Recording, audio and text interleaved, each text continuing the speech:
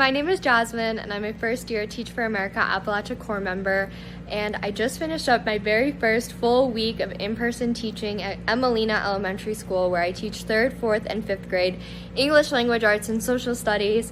And I'm so excited to share with you all a little bit about my students and about our region and show you around my classroom a little bit just so you can see what it's like. I live at the Heinemann Settlement School with a couple of other Teach for America Appalachia Corps members, and one of our neighbors is the director of Appalachian Artist Initiatives at the Settlement School, and so she's sending me an artist in residence next week, and the students are going to get to learn different aspects of traditional Appalachian music and dance, and we're going to paint, which is a super awesome opportunity for them because our current class schedule and the amount of teachers that we have in the school right now doesn't allow for any type of extra classes like art or music. They just have the core classes, and then this year was the first year that my students got to have a PE teacher.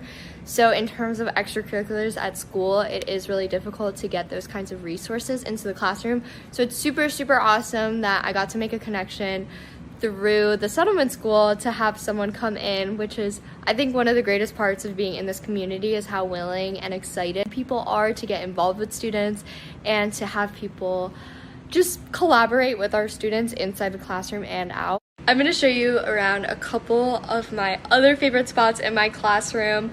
So over here we have our I can statements and our different learning goals. I also got this super awesome poster of the ABCs of Black history from a local bookstore called the Red Spotted Newt.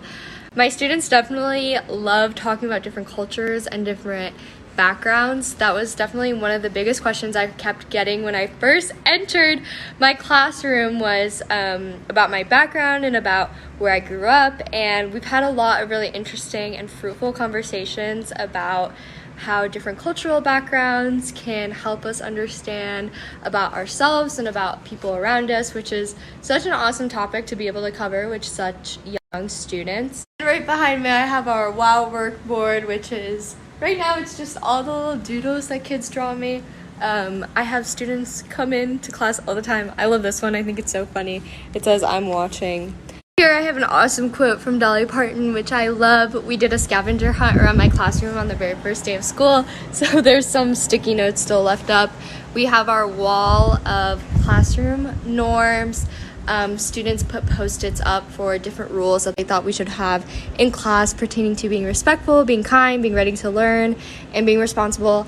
And then probably my very favorite part is this board that says "Our friends from around the world." I had a bunch of people send us postcards telling us about the culture that they're from and their favorite part about where they're writing from. So we've collected postcards from Taiwan and San Francisco so far, and my kids absolutely love doing this activity. We do it every Friday, and every time they're just so excited to learn about new places. They always ask, how long is it going to take us to drive there? If we want to go drive to San Francisco today, can we go after school? Especially during the pandemic and after virtual learning, something we have been focusing a lot on is social emotional learning and being able to build positive relationships with students inside of the classroom. And I think the most heartbreaking part of this work is seeing how frustrated students get when their literacy levels are not at grade level, or just seeing students walk into 5th grade and not being able to read is so heartbreaking.